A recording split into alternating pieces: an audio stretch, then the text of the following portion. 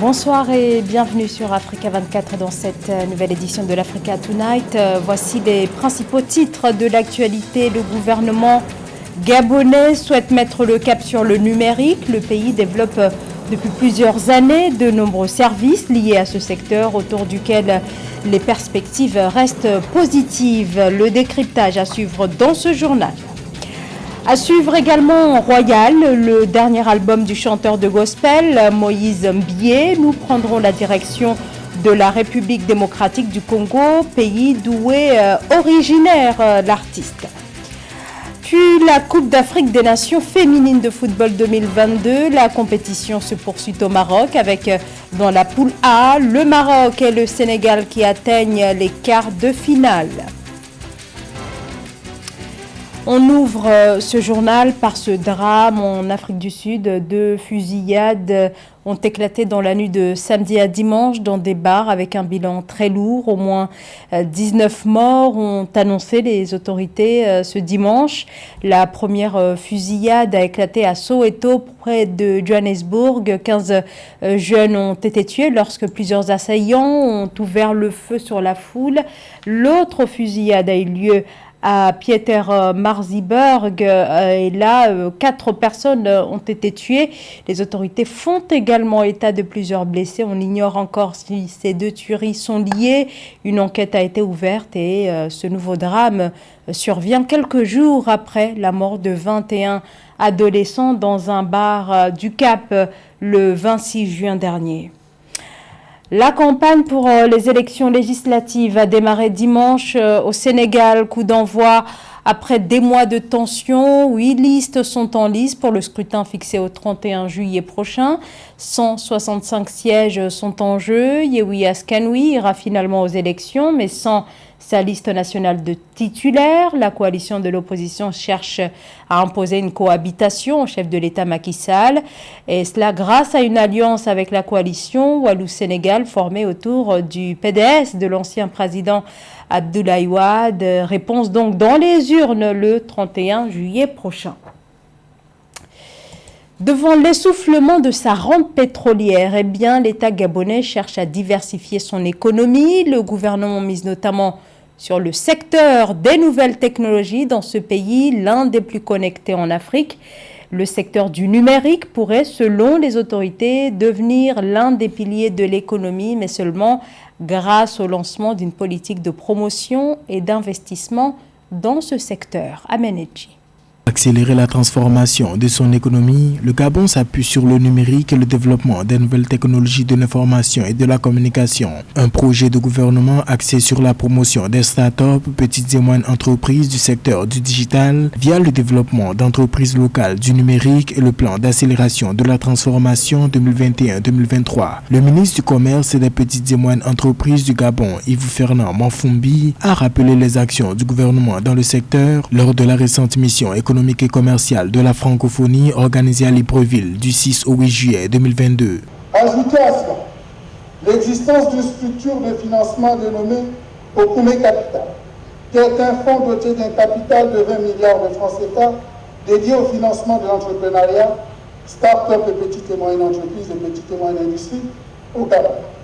L'enjeu majeur du gouvernement est d'accélérer la digitalisation des entreprises et des services publics avec pour objectif de faire de l'État un acteur pilote de la transformation digitale et faire entrer pleinement les principales entreprises gabonaises dans l'ère du digital. Pour l'atteinte de ces objectifs, notamment une relance économique basée sur la diversification, le Gabon dispose d'une série de programmes ciblant les jeunes pour un accompagnement à la création d'entreprises et la formation aux technologies. Les perspectives de croissance économique à court terme reflètent un taux de 3,3% en 2022 et 3,4% en 2023 avec un dynamique secteur non pétrolier. Actuellement, les efforts conjugués du gouvernement produisent des résultats appréciables et mérite d'être consolidé. En effet, l'examen des statistiques issues du commerce extérieur montre une amélioration croissante des échanges. Au premier trimestre 2022, le solde de la balance commerciale des biens est en nette augmentation de 207,13%, résultat d'un accroissement de 113,69% des exportations nominales, relativement plus fort que celui des importations, 20,43%. Premier en Afrique centrale et 6e pays le plus connecté d'Afrique selon le dernier classement de l'indice de développement des TIC 2017 et toujours dans cette dynamique, le Gabon organise du 19 au 21 janvier 2023 à Libreville la première édition du colloque international Gabon PME sous le thème Gouvernance et résilience des PME africaines en contexte de Covid-19.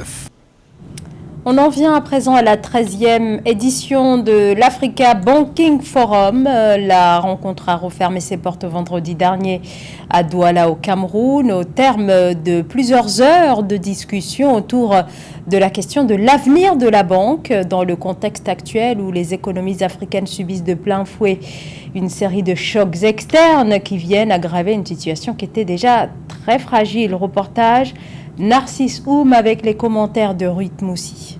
Les lampions de la 13e édition de l'Africa Banking Forum se sont éteints le 8 juillet 2022 à Douala, la capitale économique du Cameroun. L'événement, qui s'est clôturé sous des perspectives positives, était organisé cette année sous le thème « Quelle ambition pour une banque catalyseur de la reprise ». Pendant 2 jours, ce sont plus de 350 dirigeants et experts bancaires représentant les gouvernements, les régulateurs, les institutions financières et d'autres acteurs qui y ont pris part en provenance de plus de 22 pays. Les participants ont débattu, échangé et partagé les expériences, expertises et meilleures pratiques sur les enjeux et défis majeurs du secteur bancaire. On a parlé de la digitalisation. Donc nous pensons que la digitalisation est un facteur d'inclusion financière capital qui va amener tout le monde à la banque. Vous n'avez plus besoin d'aller vous pointer devant les guichets, etc. Vous n'avez plus à être sélectionné. Vous êtes là-dedans avec les outils digitaux. Je prends un exemple, le mobile money. L'édition a été parrainée par le ministre des Finances du Cameroun en partenariat avec l'Association des professionnels des établissements de crédit du Cameroun, le groupement interbancaire et monétique d'Afrique centrale et One Africa Forums. Cette 13e édition s'est tenue sous le signe de la relance économique post-Covid-19, mais aussi sur les ambitions de tout un secteur pour contribuer à l'essor économique de la région. On voit tout ce que les banques font, la BEAC, tout ce qu'elle fait, ce que les gouvernements font, et je crois qu'il faut qu'on reste sur ce côté positif. Les temps sont mieux, mais demain peut être meilleur qu'aujourd'hui. En dépit des efforts consentis par différents États, le Fonds monétaire international estime que l'Afrique aura besoin de 285 milliards de dollars pour combler les besoins de financement supplémentaires nécessaires au renforcement des réponses face à la pandémie de Covid-19. L'Africa Banking Forum est un événement annuel et régional des métiers et technologies de la banque en Afrique du Nord, de l'Ouest et centrale.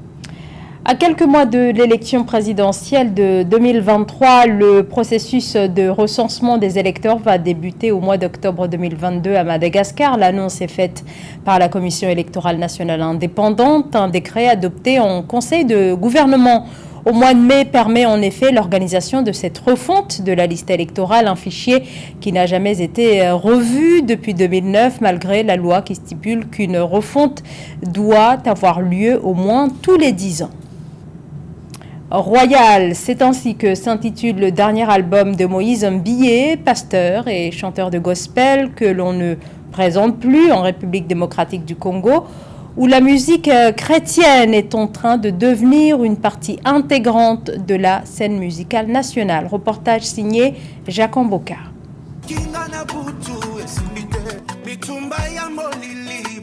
C'est un chantre de l'Éternel avec un perfectionnisme singulier qui caractérise chacune de ses réalisations discographiques. Il compte à son actif 6 albums. Fils d'Emmanuel Mbiyé, l'un des pionniers des églises des réveils en République démocratique du Congo, décédé en 2021, Moïse Mbiyé a marqué ses pas dans la musique gospel à l'âge de 10 ans dans un groupe d'adoration. Son premier album, intitulé Influence, le lance dans cette industrie pour y rester parmi les grands noms de la musique gospel en RDC.